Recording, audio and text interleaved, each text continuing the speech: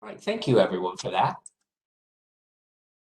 In terms of what you are seeing on screen and how to maneuver yourself through the WebEx platform today, there are a number of options. If you'd like to view the presentations larger than what you can see right now, just select that view option from the menu in the upper left-hand corner, which is shown by the red circle and arrow here on the slide. Once that menu drops down, you can select full screen. And once you're in that full screen mode, you can zoom in and out of the view by clicking on the plus or minus buttons, which are on the far left-hand side of your screen in a vertical bar. So if you were to move your cursor to the far left center, that vertical bar would come up for you and you could zoom in and out. If you would like to go back to the previous normal screen mode, use the layout icon in the upper right-hand corner of your screen. You'll need to do that because if you would like to ask questions through chat or participate in other ways today, you'll want to be back in normal screen mode so you can see that panels on your right-hand side. And if you would like to ask a question of our presenters today, questions are absolutely welcome. We have two ways to do it. You can chat those in. And if you don't see your chat feature just yet, if you click on that icon that looks like a bubble in the lower right-hand corner, the chat window will come up. Your Q&A window should be up already, and you can also send questions in through Q&A. We'll be monitoring both of those today. Ask your questions at any time, and then we will read those to the presenters at the end of their presentations. And we also have some time available at the end of the webinar for just open Q&A of any of the presenters or any questions you think of after the next presenter comes on and the one before is no longer available. So just when you address it, I think all the addresses default to everyone being able to see your question. That's probably the best way to go. But you can also choose all panelists, and the presenters only will see the questions. And for the presenters, we will be monitoring the questions for you, so don't worry that you have to do that today. And I think that covers the basic functions. Oh, you can also change your audio down below. You'll notice by the mute button, there's a little arrow, and if you click on that arrow, you'll have the option to find out the phone information for today. So that's another option. And you can also find the way to switch your audio in that bubble icon with the 3 dots in it. That's another way that you can go to switch your audio. And if you click that, you'll find out the phone information and the access code. So that's it for logistics. I'm going to go ahead and introduce our entire panel of speakers, and then I will turn things over to Lauren, who is our host, for some opening remarks. But first, let me introduce everyone. Lauren has worked for the EPA as an environmental engineer in the Office of Water since 2002. She developed EPA's Power Resilience Guide for water and wastewater utilities, and she has led over 25 workshops around the country for drinking water and wastewater utilities on resilience, infrastructure protection, and the importance of coordinating with other critical infrastructure sectors, including energy, emergency services, which is the topic of our webinar today, and food and agriculture. Also presenting with Lauren today from the US EPA is Gabrielle Minton. She is a physical scientist with the Office of Water, and she is the lead for the water and chemical sector interdependency work, where she focuses on increasing water sector resilience to supply chain challenges. And she also supports the Water Security Division in developing communication and outreach materials to increase security and resilience within the sector. And prior to joining EPA, she was a research fellow at MDB Inc., supporting global environmental and public health projects. Also speaking today will be Matthew Prager. He is a branch chief with the Curriculum Standards and Instructional Technology branch of FEMA's Emergency Management Institute, which is located in Emmitsburg, Maryland. And there he oversees the information technology and the programs that are used to provide online trainings to state, local, tribal, federal, and non-government personnel in incident management, preparation, mitigation, response, and recovery operations. These programs serve over 5 million students with an average of 2.5 million course completions per year. He also makes sure that EMI complies with technical and legal requirements and provides guidance in the areas of instruction, instructional design, and training management.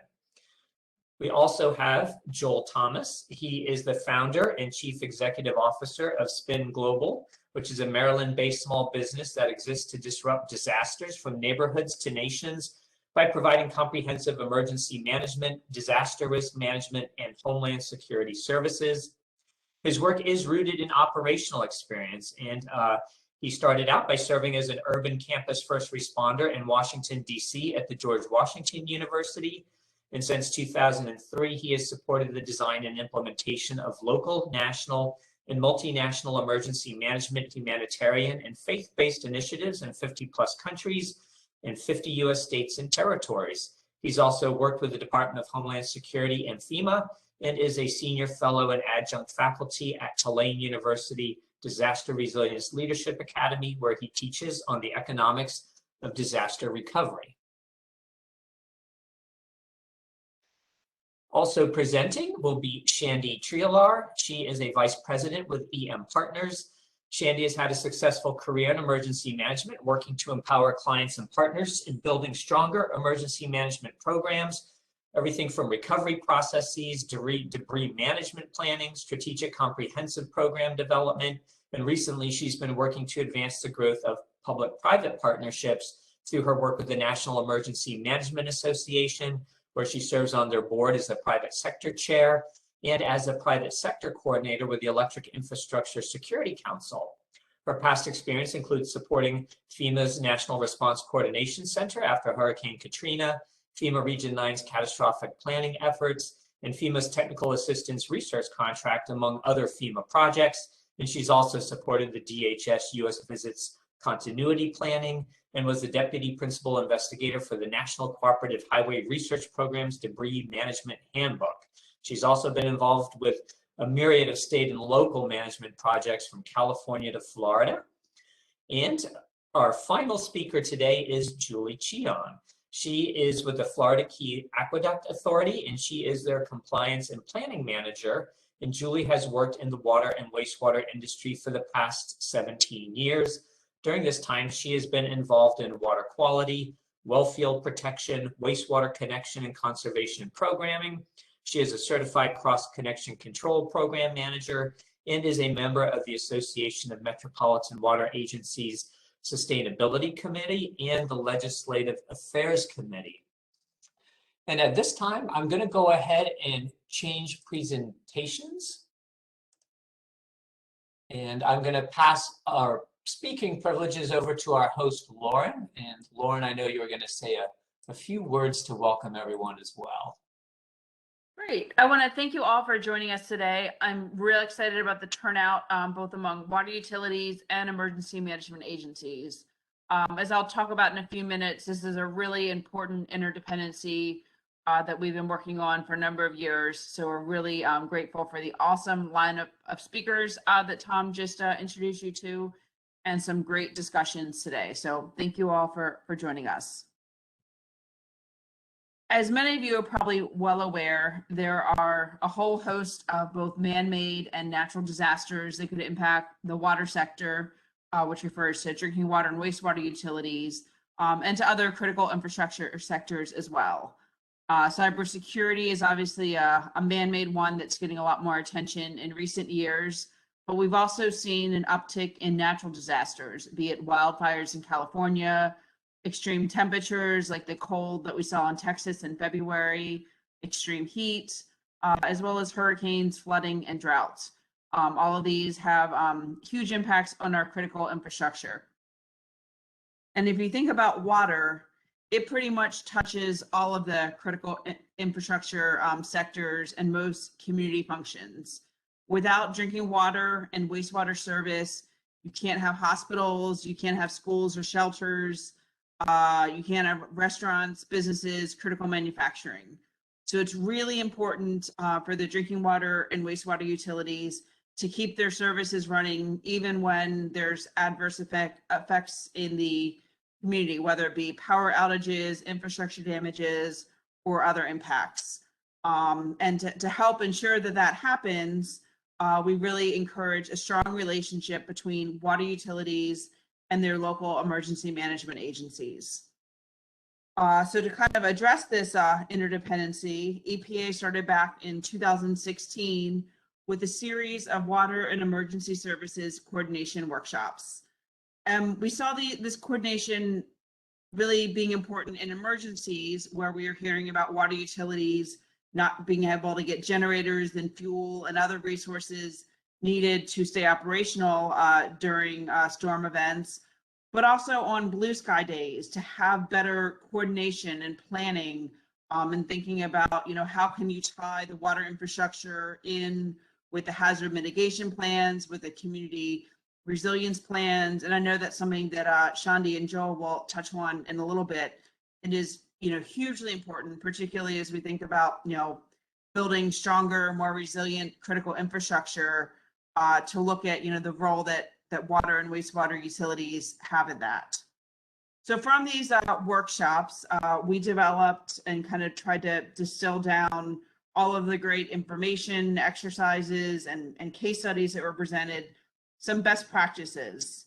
They aren't earth-shattering. I think if you were to think through it, a lot of them are common sense that, just building those relationships are so important that a lot of times it comes down, especially at the local level, to who you know and having that contact, having that cell phone number in yours so that in the middle of the night, you can reach each other and not be, starting with an introduction. As I referenced earlier, to coordinate planning, with the hazard mitigation and the resilience planning, to look at, what the water sector needs and what other critical infrastructure is in that community, be it a hospital or national defense assets or critical manufacturing, and how you can get all those key players together to come up with a resilient plan that will hopefully, keep things running as smoothly as possible during emergencies. Another important aspect is to share emergency capabilities, that local emergency management knows if the water utility has backup generators and how much fuel it has or what it might need. And likewise, water utilities, if they know that they may need help during an emergency, they know whether through their state wastewater agency response network or WARN or local EM, where they might be able to get the help and the resources that they need.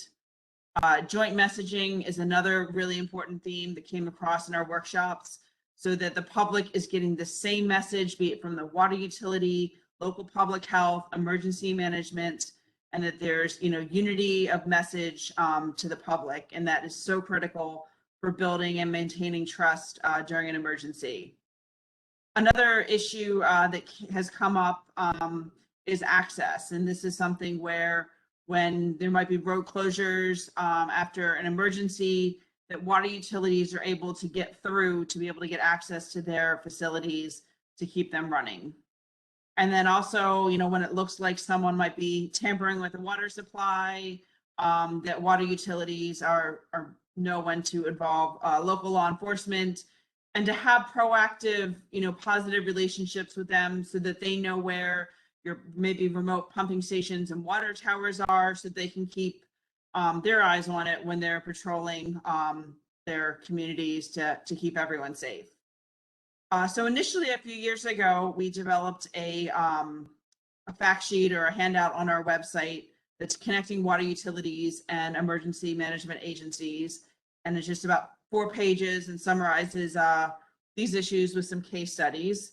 And then now I'm going to turn it over to my colleague, Gabby, to share our newest and really exciting opportunity for all of you in your communities. Thanks, Lauren. So as Lauren mentioned, in addition to those existing resources that help to address coordination between EMAs and water and wastewater utilities, we've just published an online course that expands on those ideals covered in the different activities, so including those workshops and that fact sheet. And we sought input as well from the water sector and the emergency services sector to develop that course. And so this course can be found on FEMA's Emergency Management Institute, and it's a free entry-level course titled Enhancing Coordination Between Emergency Management Agencies and Water and Wastewater Utilities. The course is open to the public, but it's intended for water and wastewater utility and EMA personnel, as well as individuals that may support both sectors during both blue sky days or during emergencies. So it's an hour-long course, and it includes knowledge checks and a final exam. And once you complete the course and the final exam, users can also receive one continuing education unit from the course. Next slide.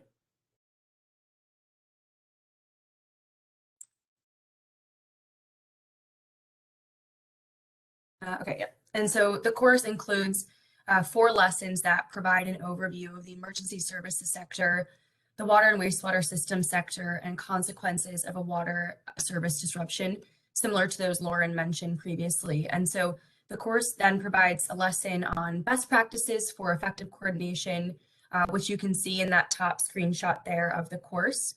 And specifically touched on here are ways to coordinate with emergency management agencies and local emergency planning committees to support OWIA Section 2013 requirements. And the course also provides real-world examples, one of which you'll hear about today from Julie, and available resources to support coordination.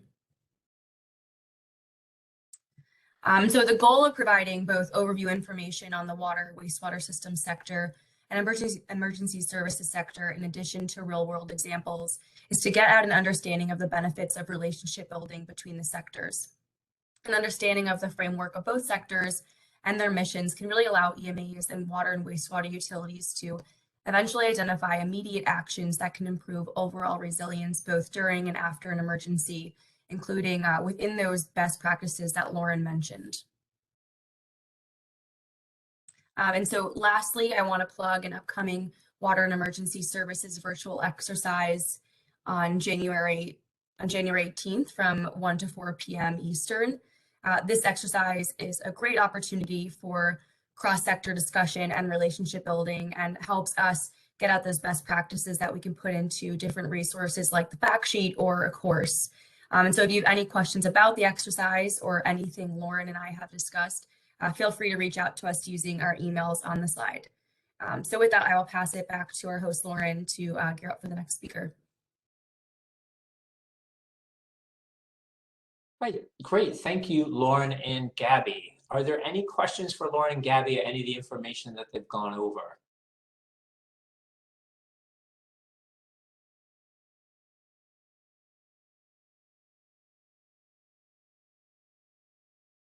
And Lauren, did you have more slides?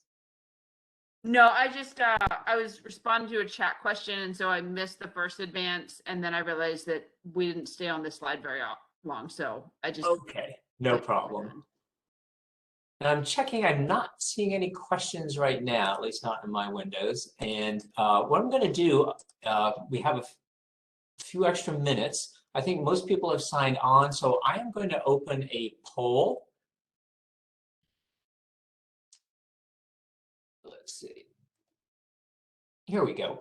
We know that sometimes people will watch webinars in like a conference room with more than one individual. So if you don't mind making an answer choice here, this helps us to just get a more accurate head count of who attended the webinar today. So if you don't mind answering one of the questions that you see on the screen, that'll be good. And if you have any other questions, please feel free to go ahead and send those in as well while this poll is open.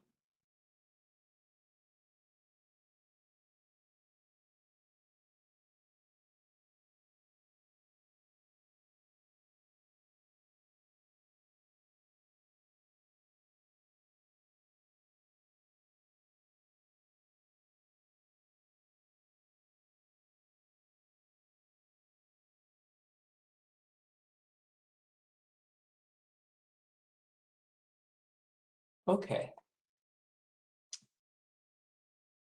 And a question has come in, so I'll leave that poll open in the background. And the question is, what is the course number for the FEMA EMI EMA water and wastewater training course? So I don't know, Lauren or Gabby, if you have a course number for that.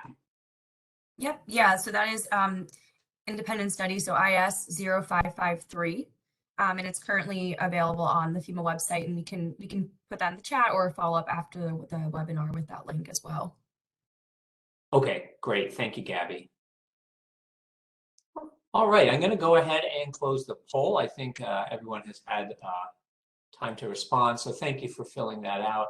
The poll is going to close in about 15 seconds, so if you still want to answer it, you got a little bit of time.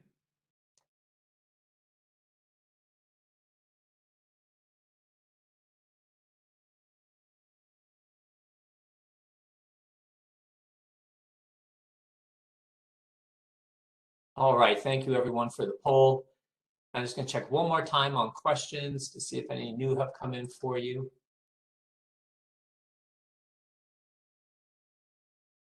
Oh, and here's some. When is the course available on the website? And I'm sorry, Gabby, is it there already? Yeah, so the course is currently available on FEMA's Emergency Management Institute website, and we'll be posting it to the EPA website as well shortly, but it's currently already available. Okay. Thank you. And thank you, Lauren and Gabby. I'm going to go ahead and take control of the presentations back so that I can switch to our next presenter.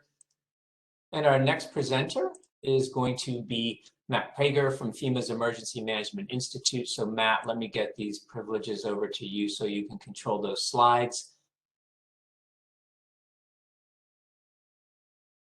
Okay, Matt, I think you should be good to go. Well, thank you very much. Just want to take some time this morning to talk about who we are at the Emergency Management Institute. As Gabby mentioned, we've been working for several months now in developing that new course with EPA, and it went live last week, and so that's available. So just to give you an idea of who EMI is, we are one of the major training organizations within FEMA, and we are really focused on emergency management at all levels, as well as national resilience and citizen preparedness. So we have a number of different programs that we use to reach not only a national audience, but also a global audience, as we're involved in a number of international projects as well.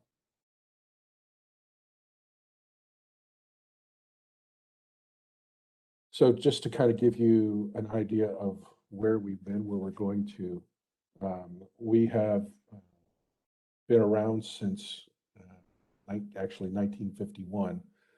EMI started out as the Civil Defense Staff College under DOD back then, and then in 1980 became the Emergency Management Institute and focused on all hazards, by just radiological hazards.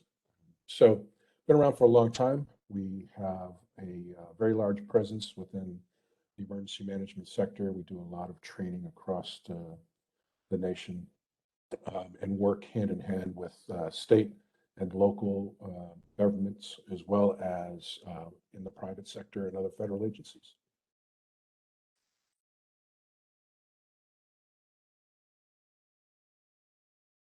So we have currently about 438 courses in our catalog. That varies throughout the year as we bring on new courses or retire old courses. We have courses that we provide online as independent study. We have courses that we deliver through instructor-led training events in residence on our campus in Emmitsburg, Maryland, as well as around the United States. We also develop courses for the states to utilize. We don't actually deliver those courses ourselves, but we know that the states require training in those areas, and so we work with them to develop those courses and provide them for the states, and then they develop their instructor pools and deliver those themselves. Cognizance. We are accredited. Our courses are reviewed and accredited under the International Association for Continuing Education and Training, or IACET, and that allows us to provide continuing education units for our courses. And we also have our courses reviewed by the American Council on Education, which also provides college credit recommendation.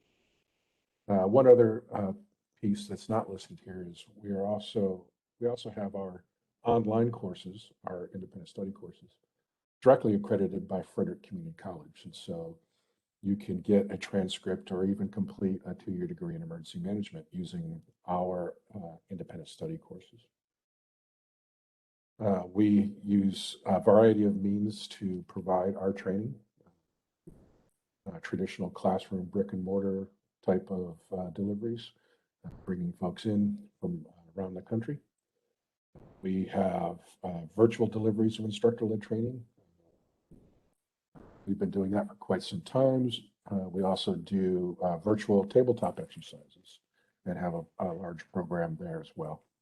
Of course, we have a distance learning program through our independent study. And we also do micro-learning assets as well as webinars and seminars and symposium throughout the year.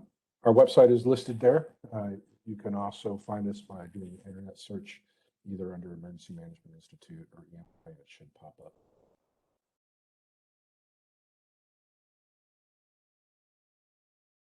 So as Gabby mentioned, the IS 553 course went live last week. It's one that we've been partnering to put together with EPA. So that course is available. She gave a great overview of that, so I'm not going to spend too much time on that. But I will say that if you go to our website, you'll find a large number of courses that may be of interest to you with regard to emergency management. While we have several courses that are specific to public utilities and public works that may be useful, as well as more general emergency management courses on planning, response, and recovery topics, those types of things, public assistance. So I would encourage you to take a look at our catalog, and please feel free to attend our courses. All of our courses, whether they're online or in person or instructor-led, are free of charge. There's no tuition costs. So it's a great way to take advantage of training and have some time with instructors who are very experienced in emergency management practices, both blue sky practices, the things we do every day, and gray sky techniques and procedures when disaster strikes.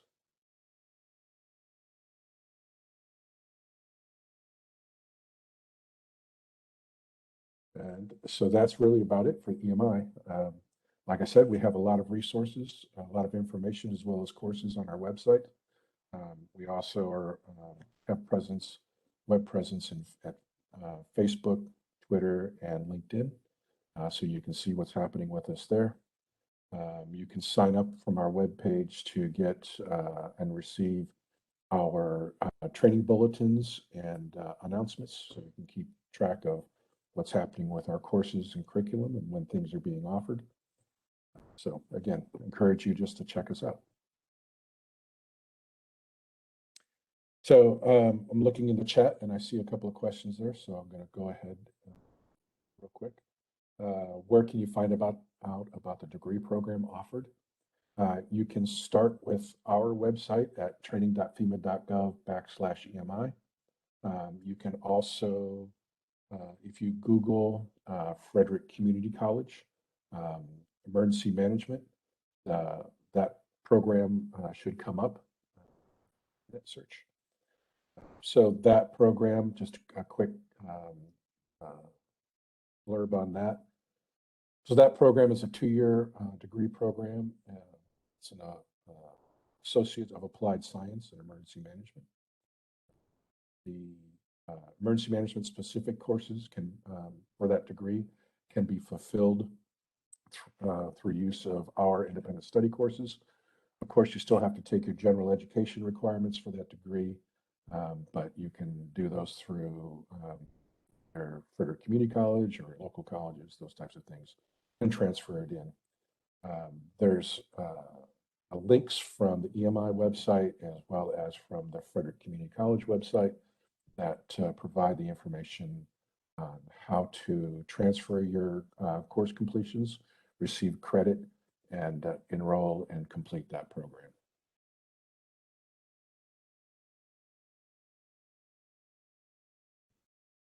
Great. Thank you so much, Matt, and thank you for self-monitoring for your own questions.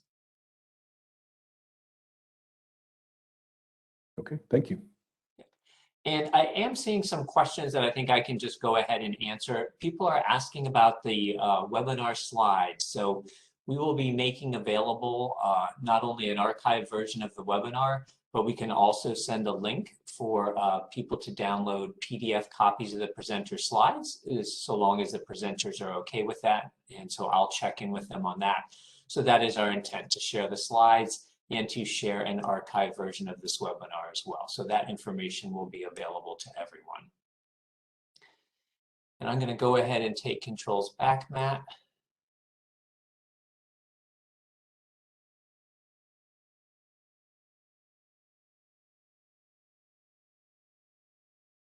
Okay, I'm going to now change over to our next group of presenters. This will be both Joel Thomas and Shandy Triolar. And Shandy, are you speaking first, or is Joel? I'll be speaking first, but if we can just do a quick comms check on Joel, just so we know that we can hear him, that'd be great. Yes, 1 second, please.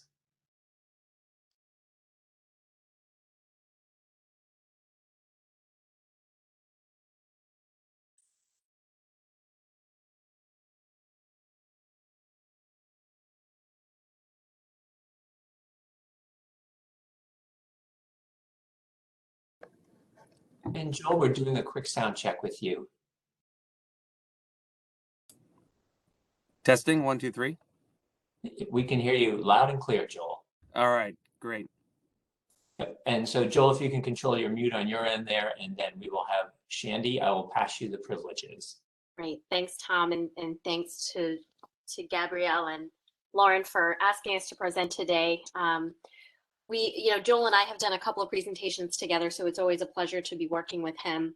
Today, we're going to change up what we typically talk about, and we're going to talk about emergency management and water infrastructure coordination. My name's Shandy Triolar. As Tom said, I am the Vice President of EM Partners. We are a full-service emergency management consulting firm based in Virginia, but we do work all over the country. Today, everything that Lauren and Matt have talked about, we're going to kind of reiterate what they talked about and get a little deeper into the weeds about emergency management coordination with water infrastructure. The questions that we're going to really get into or go over are, what is the role of emergency management in our communities? I think a lot of people have an idea about what it is, but I'm going to kind of talk through the history of emergency management, how it evolved, and then what do we kind of see the next phases of that evolution to look like. What's the importance of water utilities and emergency management to coordinate? Or I'm sorry, why is it important? How can the coordination build resilience, and what opportunities are there for engagement?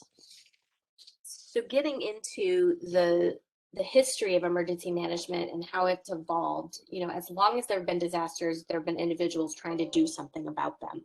So whether it was a true profession or not, it's something that people have been working on and struggling with for many, many years. A simple definition of emergency management is the discipline dealing with risk and risk avoidance. So back in the 1800s, in 1803, a congressional act was passed to provide financial assistance to a New Hampshire town that had been devastated by a fire. This essentially was the first of federal support that came out of a disaster where the federal government supported the recovery efforts in a local jurisdiction. In the 1930s, the Reconstruction Finance Corporation and the Bureau of Public Records were both given authority to make disaster loans available for repair and reconstruction of certain public facilities after a disaster.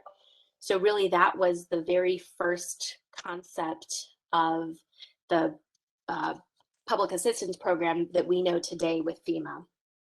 And then many of you may not know, but the Tennessee Valley Authority was created during this time to produce hydroelectric power, but its secondary purpose was to reduce flooding in the region. In 1934, the Flood Control Act was passed, giving the Corps of Engineers an increased authority to design and build flood control projects. And then we move on to the evolution from those early days into the 1950s during the Cold War. Some of you may be familiar, and as Matt just mentioned, EMI kind of grew out of the civil defense era, and some of the some of the work that we know as disaster reduction and response kind of grew out of civil defense. Essentially, every community in the country had a civil defense director, and that was the beginning of the first recognized face of emergency management. From that, the Federal Civil Defense Administration was created, and that was to provide technical assistance to communities. It was minimally staffed and did not have a lot of funding. A companion office, the Office of Defense and Mobilization, was established within the DoD to support mobilization of supplies and products and stockpiling. In 1958, these two offices were merged, and they formed the Office of Civil Defense and Mobilization. So really the first kind of coordinated effort to bring everything together, which was a first effort, I'll put it that way. In 1961, the Kennedy administration saw the need for a different federal approach, given the number of large-scale events that had happened over the last couple of years when that administration started. So they created the Office of Preparedness inside the White House. So throughout the 1960s, there were a number of major disasters. There was the Ash Wednesday storm of 1962, causing over $300 million worth of damage across the East Coast. In 1964, there was a 9.2 earthquake in the Prince William Sound in Alaska. 1965, we experienced Hurricane Betsy, and this actually prompted the passage of the National Flood Insurance Act of 1968, creating the NFIP. Then we experienced Hurricane Camille in 1969. In 1974, the Disaster Relief Act was passed, and more than 100 federal agencies were involved in some aspect of risk and disaster, and that was across HUD, across DoD, across all sorts of different departments within the federal government. Because of this fragmentation, a group of state civil defense directors led by Lacey Suter launched the effort through the National Governors Association to consolidate these emergency management activities into one agency. And as you can imagine, this wasn't something that was taken as a popular notion that this be done, because people wanted to keep their responsibilities where they were. Ultimately, Shandy? Yes. I'm so sorry to interrupt. We're on slide 3, key questions to address. Is that where you mean to be? Yeah, sorry, slide 4. Okay, thank you. There's not a lot of information on the slide, so I think we're okay. Thank you for that, though. And then in 1978, the reorganization plan number 3 was sent to Congress by Governor Carter, calling for the establishment of the Federal Emergency Management Agency. Ultimately, the role of emergency management has been to coordinate efforts when it comes to disasters, coordinating resources, coordinating logistics, coordinating planning, and coordinating information exchange. So what do we see next for emergency management? I'm sure all of you, have experienced interaction with emergency management at a different level over the last almost 2 years dealing with this pandemic. But some of the things that are going to need to be focused on, and I'm sure it's something that water utility organizations are thinking about and working on with their local governments, is the issues of climate change, the issue of mitigation pre-disaster, and then the question about diversity, equity, and inclusion. How do we include those that need the support the most within our communities? And then finally, how do we engage with the private sector? How do we build those private sector partnerships to identify additional resources within our communities? So this brings us to the whole community concept.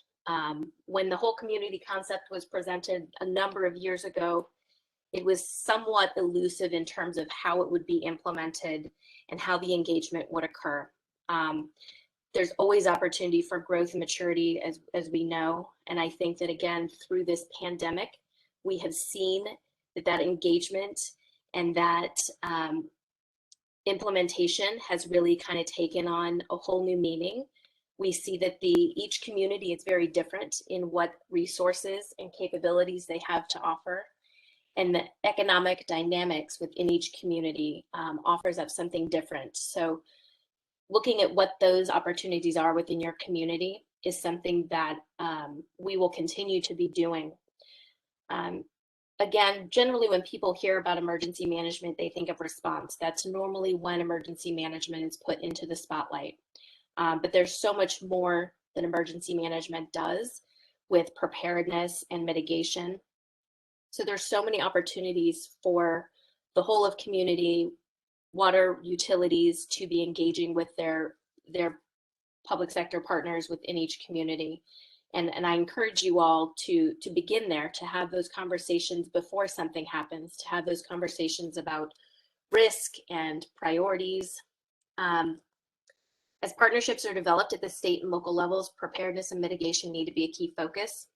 And obviously we know that the EPA has developed some really great resources for water utilities to use when preparing for emergencies. Some of these cross over the same sort of ideas, that tools that FEMA has created or CISA has created.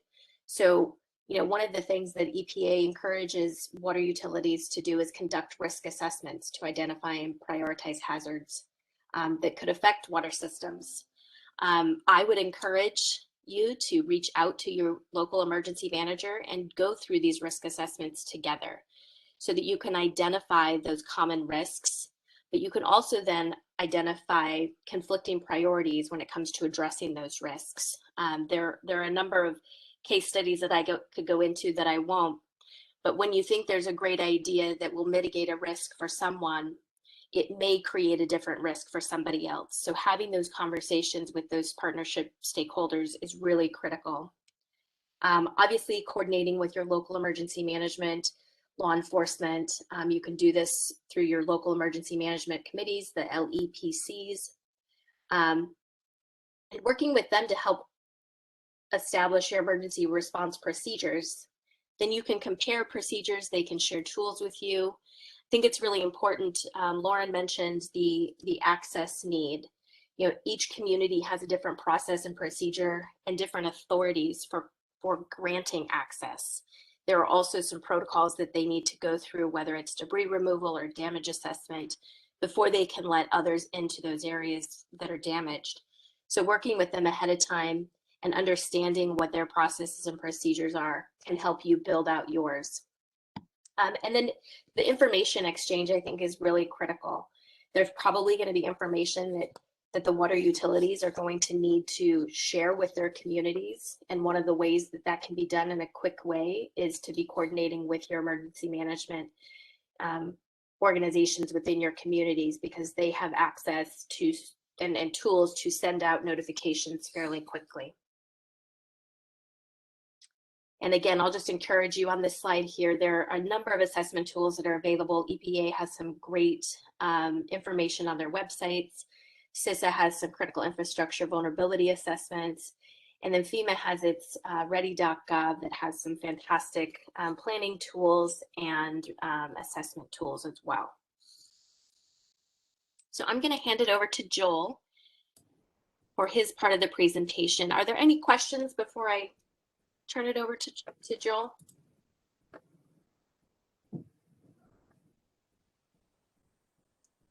Okay, hearing none, Joel, I'll pass it to you. All right, just a quick comms check again. Can you hear me? Joel, I can hear you loud and clear, and I can also advance the slides when you say next. Thank you very much. It's really an honor and a privilege to be here today with you all. Again, my name is Joel Thomas, CEO of Spin Global. We're a public benefit corporation that exists to disrupt disasters in neighborhoods and nations, and we do that on a lot of levels. And this webinar is a great example of how we can disrupt the negative effects of future disasters. And I think that's through coordination across disciplines, across sectors. This conversation around water and emergency management, so critical. And I just applaud you, Lauren and team for envisioning this conversation. And I hope that it's just a part of one of the chain links along a long journey of how we can work together more closely and become more resilient. So with that, you just want to take a minute, step back. I think this diagram, for me, sort of centers sort of a lot of things. And that's really when we talk about resilience and we talk about the intersection of water, wastewater, emergency management. I think using this concept of community lifelines, that is an emergency management term that defines those things that are necessary to have in communities to make them stable, to provide access for daily life, work, economic growth, and certainly disaster response and recovery. And we're talking about things like power, access to power and water, and transportation and communications and safety and security and things like that. At the end of the day, it comes down to really thinking about, I always boil down, how do we connect everything we're doing sort of in this government space to, relay it to people like our moms and our neighbors. And I really think starting at the level of the individual and family unit, and really focusing on what does it mean for a household to be resilient and to have sustained access to water or wastewater, and what are the sort of downsides of that, and what's the cost of disruption, not just the financial cost, but what does it cost in terms of impacts to health and the community when we have disruptions, and how can we use that information to motivate us to do better than ever, to coordinate and reduce the disruptions, reduce the time that it takes to restore, and also look at how do we build smartly, how do we build in a way that recognizes our interdependencies. I'll share with you in a moment. We've got a lot of examples of how markets and government aren't always aligned, and I think there's opportunity in this generation to look at the intersection of economic growth, economic development, economic resilience, and emergency management, risk reduction. And so it starts with understanding that we're interdependent, and we need power to have water systems, right, to get water into our homes. We need transportation systems. If you look at global economies, water and economies go hand in hand, because water is essential to human life and human existence. So we're talking about something that's essential to human life, livelihood, and existence, and certainly for businesses and industries. And so when we talk about the role of the private sector, you cannot extract the two, even if you've got publicly owned or privately owned utilities. That's looking at this problem set myopically. And I encourage us to expand our mind to think about the role of individuals and families in the private sector, and the needs that we have, and the roles that we have in actually producing, sustaining, coordinating supply and demand, looking at the fact that 85% of the infrastructure in America is owned by the private sector.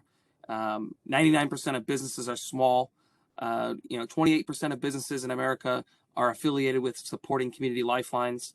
But these aren't each in silos. They all relate to one another. And so private sector, and we look at sort of stability of nations, and we look at stability of communities, having sustained access to water and wastewater is critical. So it's absolutely an emergency management concern, and something that is a growing topic of concern. So next slide, please.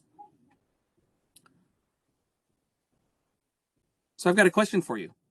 How might we prevent the next Harvey? Hurricane Harvey, that is, in Texas a few years ago. Some of you may know, the decade before Hurricane Harvey happened, there was a massive development effort across the Houston area, a lot of Texas, and there was one of the most explosive economies in the country. And with this, there were literally millions of miles of impervious pavement that were put into place.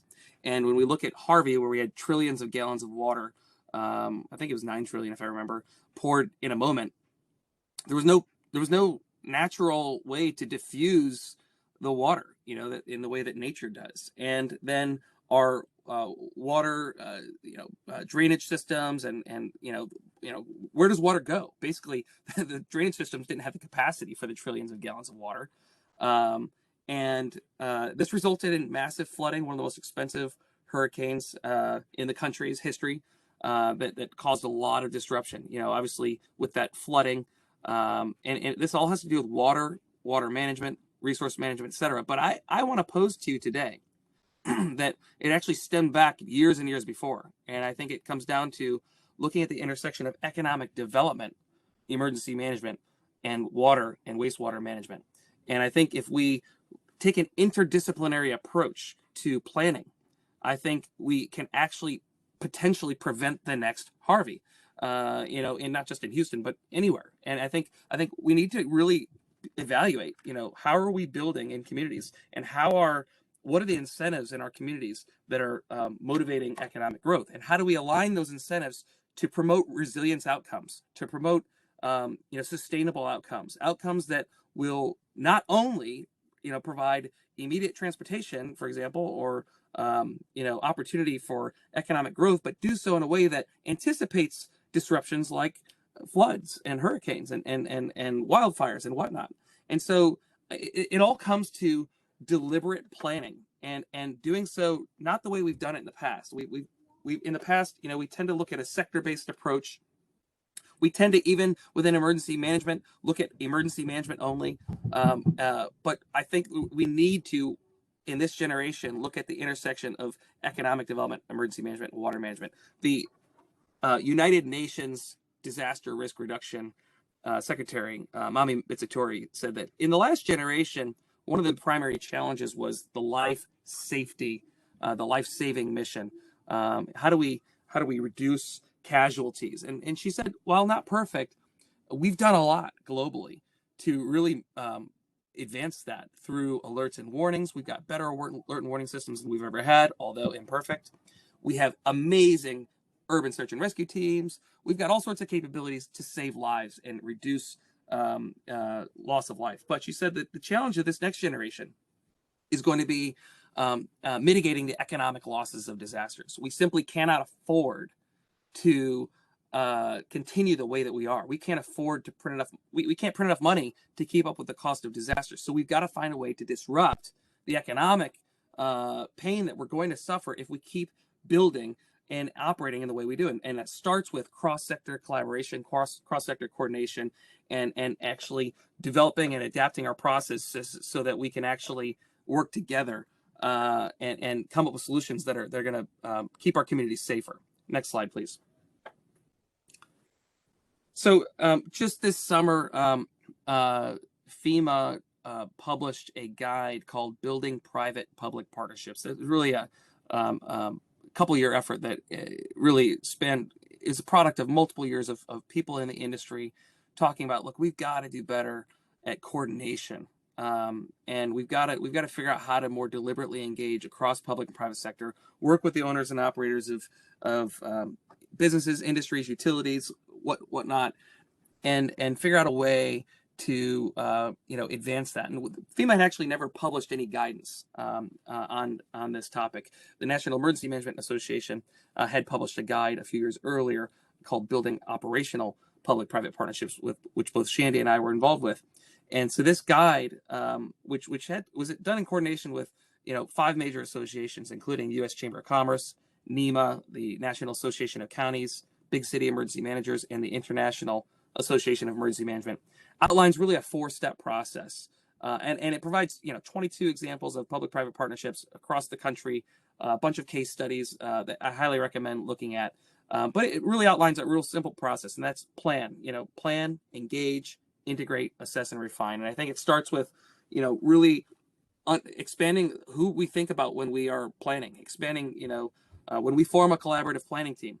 Is it just within our sector, or does it include other disciplines and other folks who have a lot to gain and a lot to lose in communities? And then when we engage, how are we engaging the community? Are we engaging not only the big fish, but the small businesses, the traditionally underrepresented groups,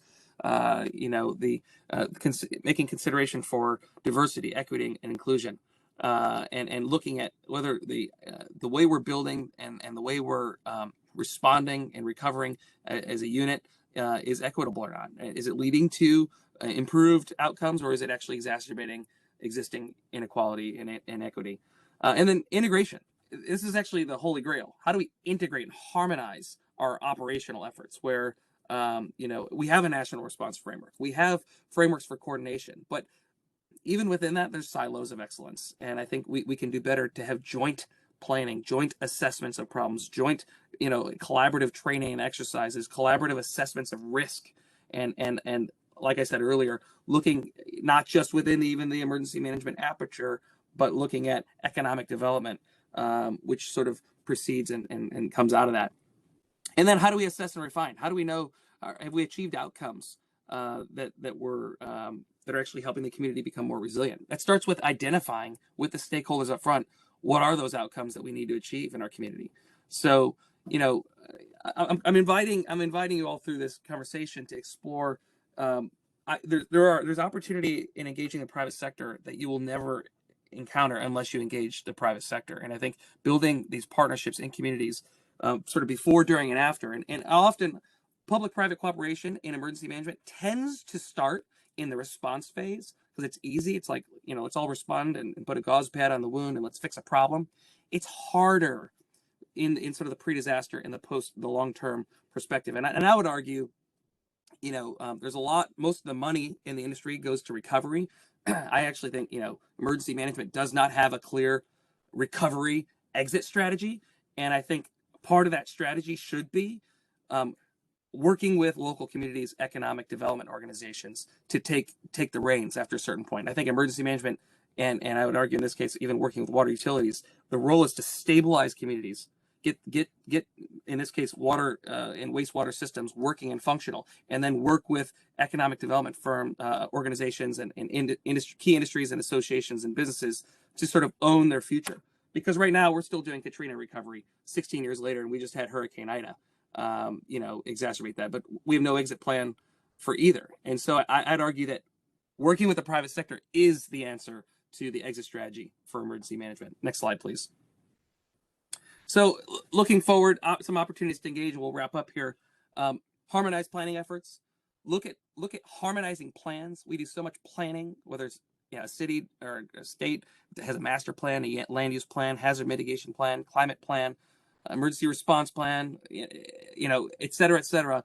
Let's incorporate economic development into that. Let's look at lifelines and look at what it takes to make them resilient in a community and supply chains. Let's look at integrating response operations, as I talked about. And then I want to spend just a minute talking about strategic investments.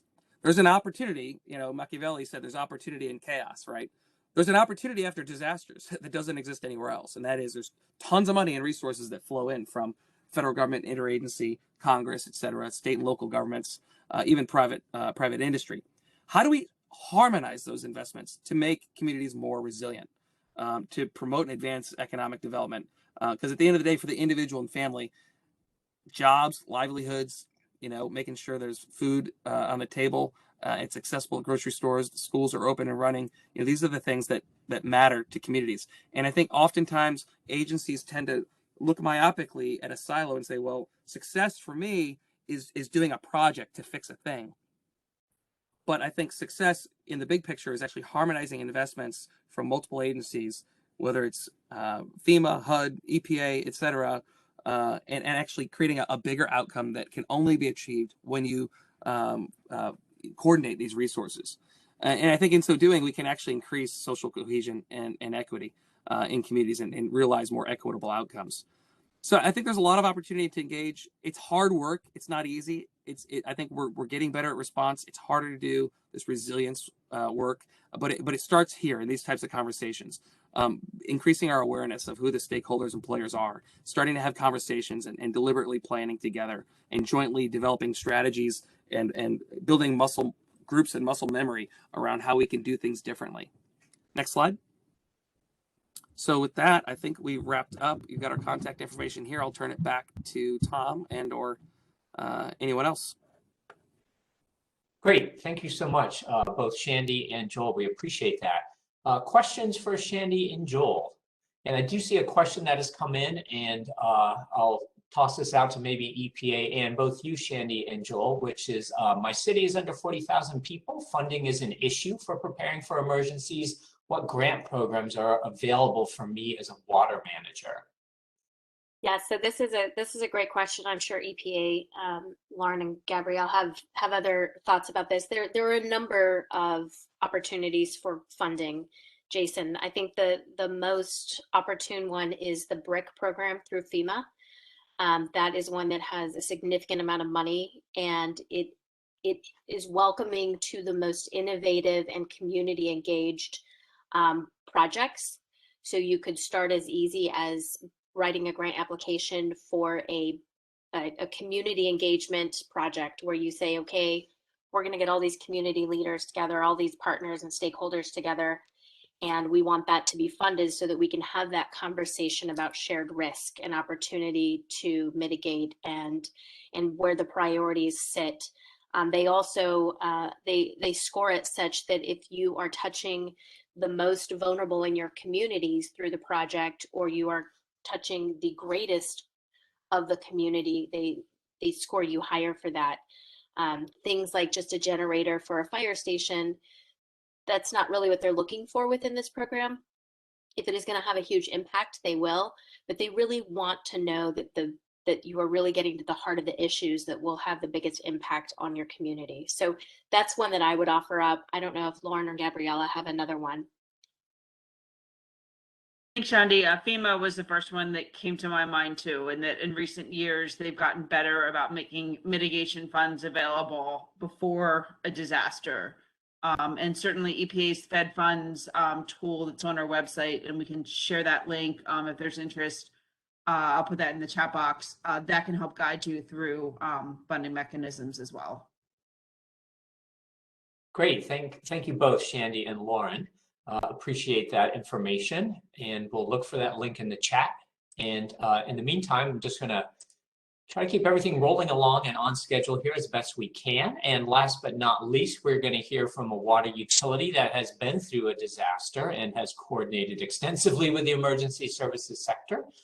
So Julie, let me go ahead and pass these privileges over to you here.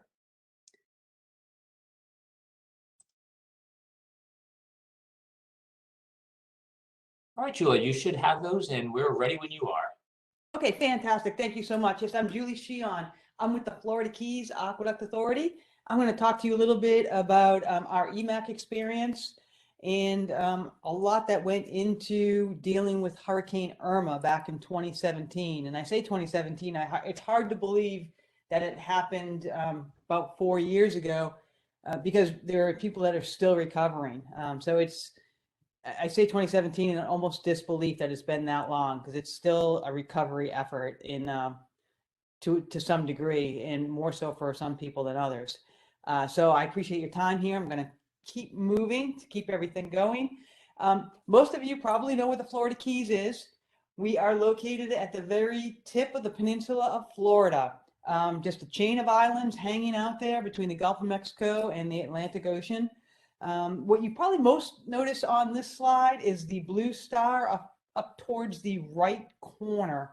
And that's where our water treatment plant is. And that's actually on the mainland. So it's not technically part of the Keys, but our water treatment plant is there.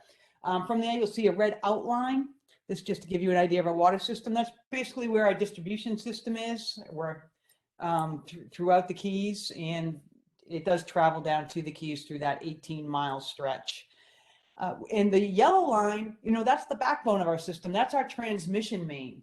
So from our water treatment plant on the mainland in Florida City all the way down to Key West, it's about 130 miles.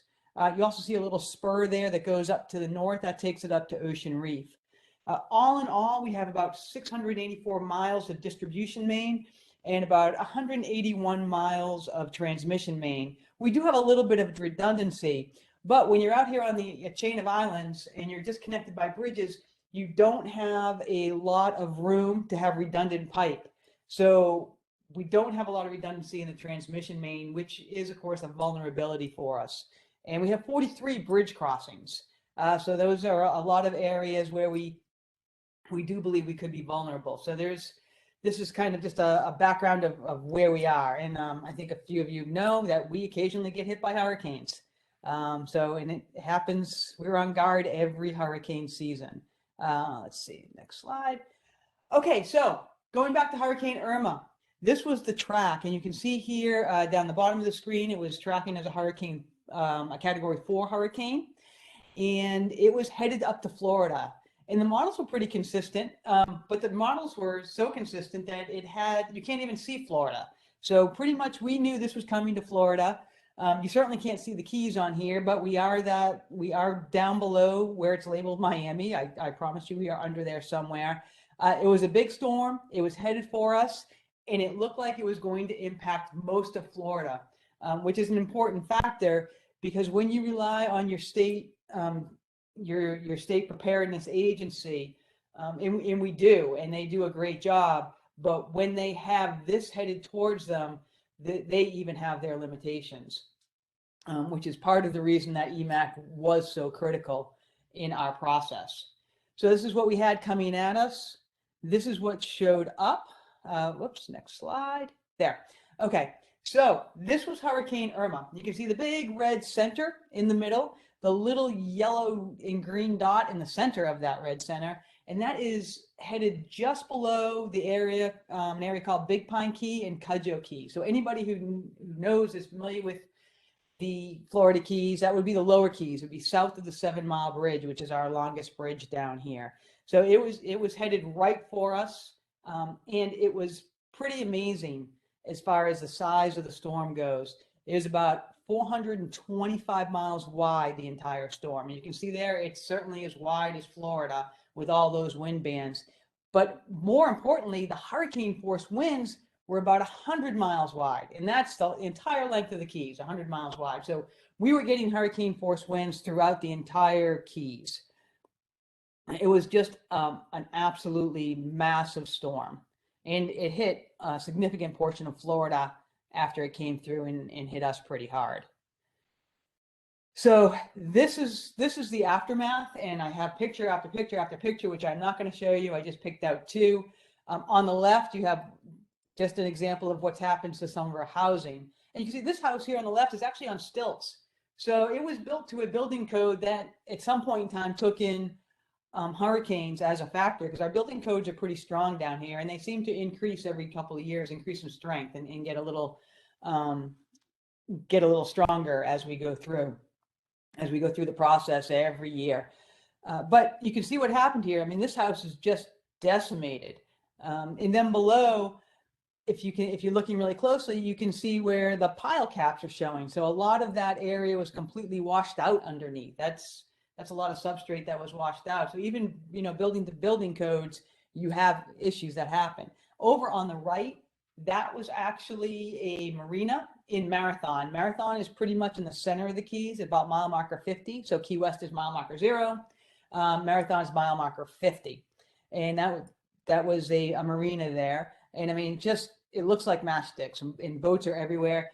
And this is what we came back to. I was actually in the Emergency Operations Center during the storm. Now down here, our Emergency Operations Center actually had some weaknesses of its own, and it wasn't set for a Category 5. So we actually had to move the EOC. And when I say the Emergency Operations Center, I'm talking about the county, Monroe County Emergency Operations Center. And just the day before the storm hit, and we weren't sure which way it was going until about the day before, we moved the whole Operations Center north up to Ocean Reef. So that put us about 50 miles away from the center. And then the day after, we brought it back right to the center at mile marker 50 is actually where the EOC is. And we came through devastation, and we saw things like, we saw these types of events that had happened through the whole journey. And I mean, we had to have people out there bulldozing roads open for us. And there's only one road in and one road out of the Keys. So that's it. You've got to make the best of what you do. And if it gets washed out, and it was washed out in areas, it's a major problem. Next slide. Okay. So, we're not rookies to this. We've seen hurricanes, we have emergency operations, we have an emergency response plan. We actually do. People have talked a lot about communicating with your EOC partners, and we do on a regular basis, which is great. But what we anticipated for our vulnerabilities was on the left. What you see here is a pipe that was washed out in a previous storm. So this has actually happened the storm before. It was right on the shoreline, and we do have pipes that are right on the shoreline that if you have huge wave action and things start to erode, that you can lose your pipe. And we didn't happen to lose it during that storm. That was not Irma, but we did know we had some vulnerabilities. We tried to make sure that those places were secure as they could be. And then on the right, you see a picture. This is a picture of actually our pipeline being constructed on the 18-mile stretch, that area that connects our water treatment plant to the Florida Keys. It's called the Jewfish Creek Bridge. And bridges are certainly a vulnerability for us. Most of our water lines are attached to bridges. And we all know that the infrastructure and the roads and bridges in the United States are not in fantastic shape. They certainly need some work. So we identified this as a big vulnerability, thinking that if, a bridge could go out and we need to be prepared for that. So that's what we thought was going to happen. And we do it. We have 43 bridge crossings in the Keys. So we certainly have a lot of concern there. But what happened in reality was different. And this we had never seen before. The last time we lost water throughout the entire Keys was during Hurricane Donna in 1960. And that was because a bridge went out. And certainly that bridge wasn't constructed very well back in the day. In fact, it looked like it was some sort of wood girder bridge. But that's the last time we lost water. But what happened this time during Irma was that we lost water. We didn't lose it at 1 point or maybe 2 points, a bridge and a shoreline.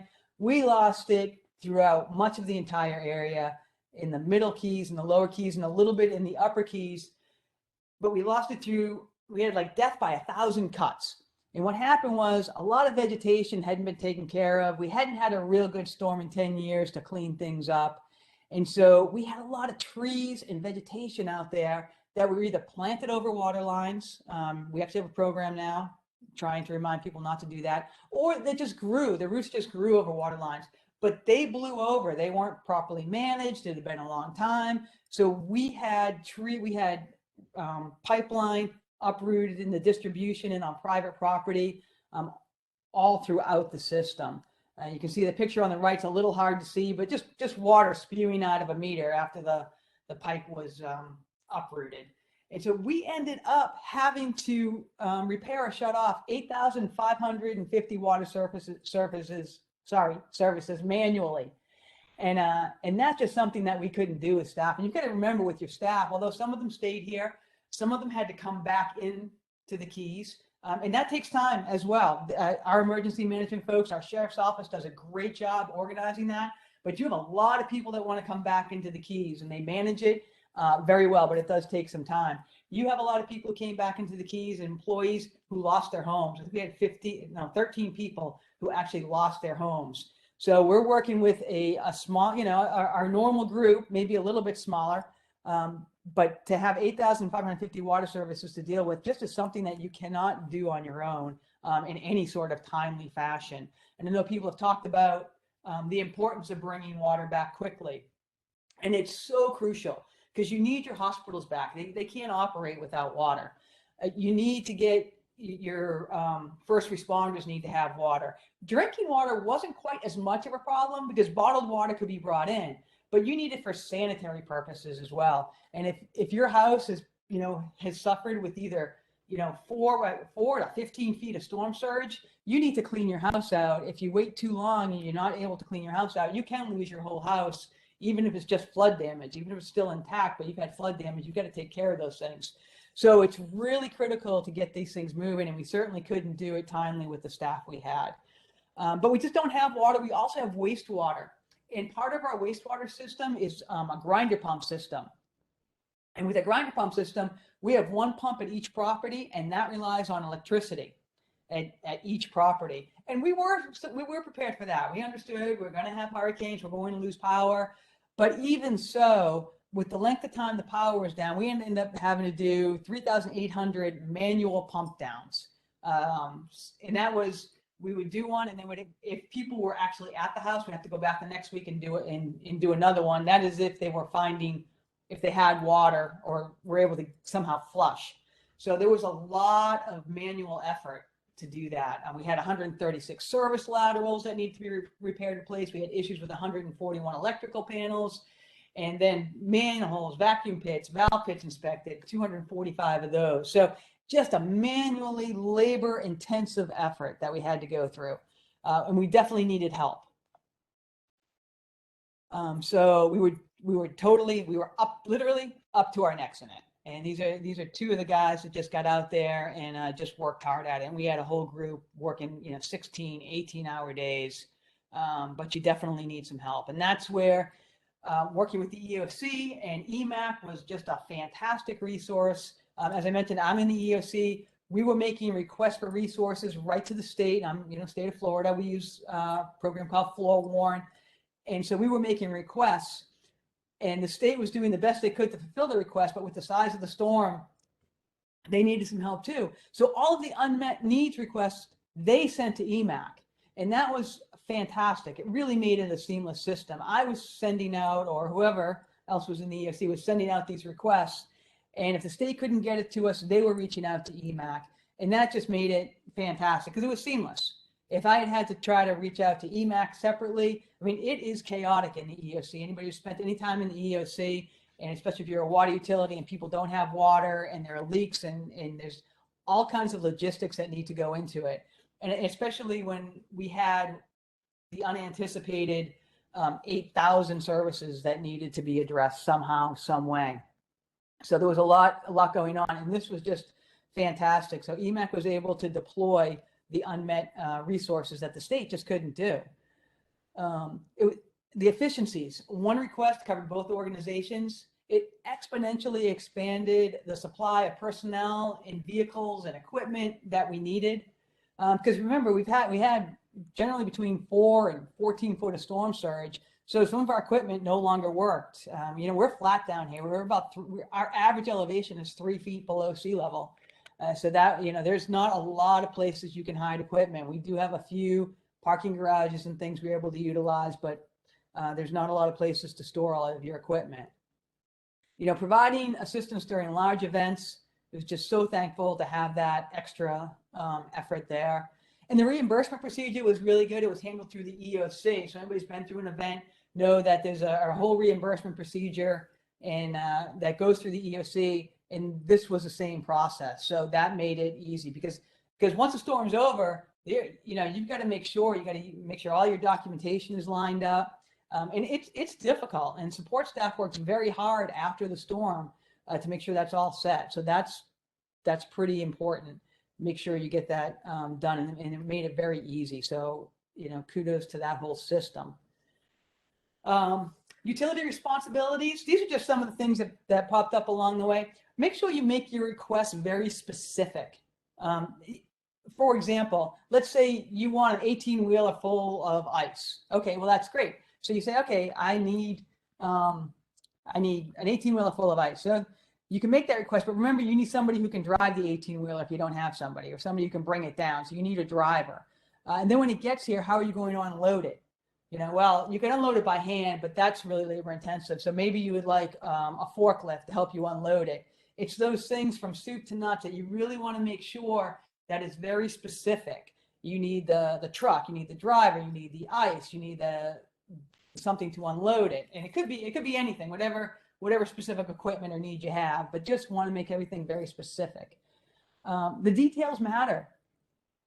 Through the EMAC system, we had, I think 5 out-of-state entities come in and help us, a total of 47 people and equipment come in to help us. And the details matter. You need to take care of those first responders. And so, food, lodging, those are, of course, the big ones. And you want to make sure you have those available. And the state provided some lodging, and we were fortunate enough to be able to have some lodging available through some of the hotels down here. Huge tourist economy down here. Some of the hotels were able to house our employees. They were still active or still had rooms and hadn't been destroyed. So we were able to use that for our own employees and the folks who came down. And the little things too, sunscreen, bug spray. I mean, these folks are coming from out of state. They may not be prepared for your environment even. To make sure that you can provide everything possible to them is very, very helpful. And just going back to documenting everything, you really document everything. You want to make sure that these folks get paid timely, and it may rely on some of your documentation. So that's really an important part of what goes on there. We had a few lessons learned. Just want to share. I always thought, we got to get potable water. We got to get potable water back, and that's the ultimate goal. It took us about 11 days to do that. It seemed a lot longer as every day goes by, and none of us are showering and everybody's exhausted. but it took 11 days to get potable water service, and it was a Herculean effort. But even if you can get non-potable water service back so people can use it for some sanitary things, maybe just take a shower, that's critical too. We had staff evacuate in trucks if they wanted to. We gave them the option. If you want to leave the keys and you need a vehicle, you want to take our vehicle, because it helps to get those out of harm's way. Travel trailers are a huge help. We actually had one contractor come down from out of state, brought their own travel trailers. Anything you can do to be less of a burden. So if you're on the other side of this and you're helping somebody out, anything you can do to be less of a burden is great. They brought their own travel trailers. They set up at one of our facilities, and we didn't have to worry about housing for those folks. And in fact, because we had 13 people who lost their homes, we bought some trailers for those folks so they'd have a place to live while they rebuild their homes, and they could continue to stay employed with us. And once they got their homes rebuilt, we sold most of those off, but we kept one. And just a few short months later, we were actually used that travel trailer. We sent a crew up to Mexico Beach in the Florida Panhandle because they got hit by a hurricane. And so we were able to go and help and be less of a burden on their limited resources. So that was fantastic. Make sure you have your as-built available, and electronic really is the way to go.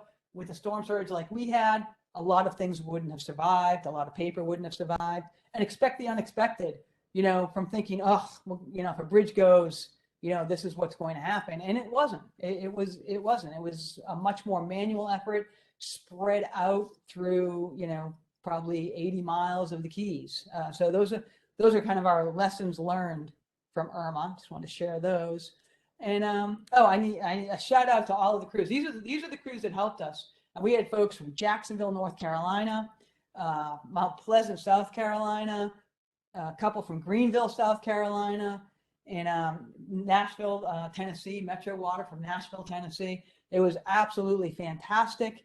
You could tell that a lot of these folks had done this before and were used to it. And I think it was Nashville, Tennessee was actually, I think they've actually gone over to the Bahamas and helped too. And they were really well organized. It was just fantastic to see how they went about and took care of business.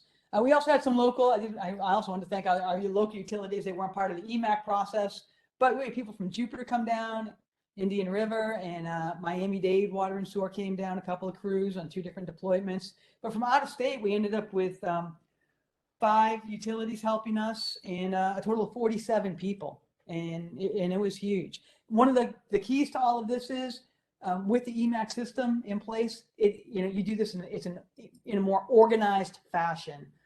Everybody wants to help when you have an event. You'll be getting calls from everybody. I want to come down and help. I want to come down and help. But you really need to make sure that it's in an organized fashion and not just accept help from everybody. Have your plan ready. And we had to call an audible. We had to have a different plan, but we did. And we now have contracts in place with some hotels for housing, some local contractors to help us in a pinch. But the EMAC system was definitely invaluable to us. And I am ready for any questions. Julie, thank you so much for that case study that you just provided there. You guys sure face some challenging conditions, and it seems like with the help that you received through EMAC, you had successful outcomes. So that's great. I haven't seen any questions come in specifically for you yet, but there were a few that came in earlier that I'm going to put out there. One question is, how do people, and I'll open this to anyone, any of our panelists, how can emergency management serve as better partners to water system sectors?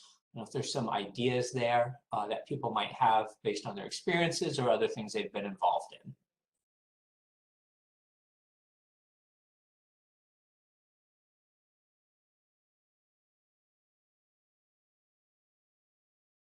Tom, I'll just offer that one of the things that Joel and I have talked about over the years is just calling them up. People ask, well, how do you engage when it's not a disaster? And we've all heard the saying, you don't want to be exchanging business cards during a disaster. So, just make a phone call, show up at their office, ask them to go out for coffee and start having a conversation. It could be as simple as that. Great. Thank you, Shandy, for that insight. I would add, so if it goes well when you have coffee, invite them to be part of your planning team. So a lot of times emergency managers will go and get input from from people in water utilities or even other sectors, and sort of take that back and go do the planning. But I would actually say take it a step further. You know, are they maybe potentially evaluate including them as a member of your core planning team, involve them in the design and development of training and exercise, not just as participants, potentially engage with them and actually request to be part of one of their trainings or exercises so you can actually understand what's going on and how they're approaching the world and connect the dots. So I think there's a lot that can be done when we look at how do we integrate. And I think it starts with understanding and really settling up next to each other. So Great, thank you, Joel. And Julie, a question has come in for you, which is related to how did you work out reimbursement for the time of those that were deployed to help you? That is actually done through the EOC, but there's a FEMA reimbursable dollar figure, and so it's preset at whatever the fee, and I don't know what that was, but whatever the FEMA reimbursable dollar figure is, it's preset at that. So we don't have to negotiate contracts or anything. Okay, great. Thank you, Julie. And some other suggestions from some attendees in terms of developing that relationship between emergency management and the water sector. Going through your local emergency planning committee is a way to do it. Many times EM is on the LEPC, so water can also be on the LEPC. Open houses and offer trainings like Joel was talking about. So that came in through the chat. And see if there's anything else. And I could just add to that. We have an outstanding emergency management group here in Monroe County. And not only was the EOC very well organized, but we communicate regularly outside of the EOC on other issues. There's a local mitigation strategy group which gets together to talk about some of our hazard mitigation projects, and we score and rank them.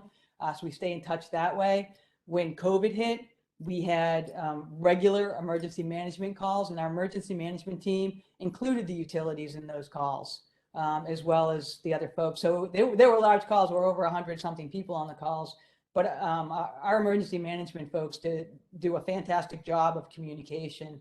And if you don't have that, if you could encourage that, that might be helpful, because to stay in touch with these people on a regular basis, and gosh knows we did it for a year and a half during COVID, it was really helpful.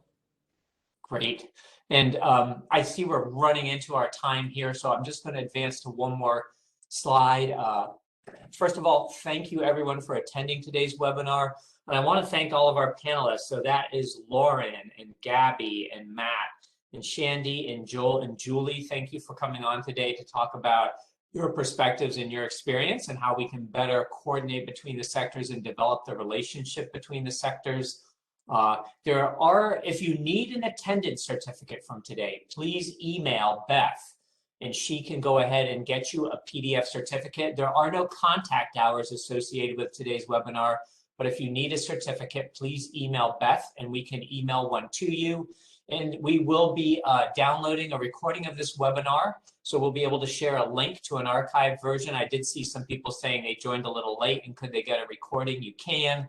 And we'll also check in with the presenters to see if we can share PDF versions of their presentations with you. So if some of you want the slides, we'll be able to share those. And we will also send you some of the links that were mentioned here today. That's Fed funds, the link to the Emergency Management Institute's course offerings and the new emergency management course in particular. And we can also send you out a link for those of you interested in FEMA's BRIC program. That is that new program that Shandy spoke about, which could be a potential source of funding for you. So we'll send that out as well. So thank you everyone for joining today. Have a good rest of your day, and we'll see you on a future EPA webinar. Thank you.